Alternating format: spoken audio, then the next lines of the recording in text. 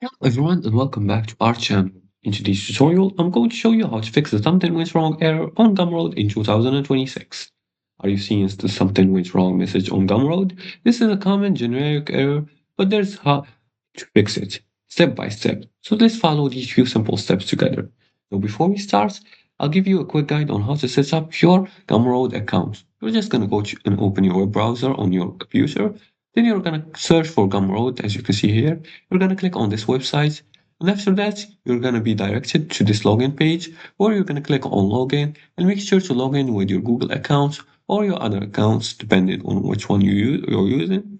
Then once you sign in, you're going to be directed to your accounts dashboard. From here, you're going to click on your dashboard and you can access the Gumroad platform.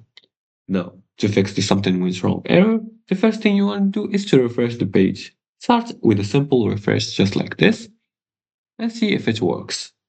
If it doesn't, you're going to try to clear the cache and the cookies. Corrupted cookies often cause this issue, so you're going to go to your web browser and then click on the three dots here and scroll all the way down until you see the delete browsing data option. Click on it, and from here, you're going to click on or delete browsing data. You're going to click on delete browsing data, and you're going to choose to delete, choose what to clear. Click on this, and then you're going to select cached images and files. Now from here, you're just going to delete the cookies and the cached images, and that's it. If that doesn't work, try another browser. Switch to Chrome, Edge, or Firefox to test. Now security plugins sometimes block scripts, so try disabling the browser's extensions and also try checking the internet connection. Make sure your connection is stable.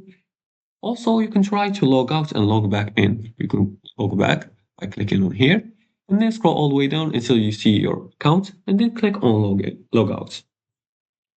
Now, if the issue happens during checkout, check the product settings or payment setup.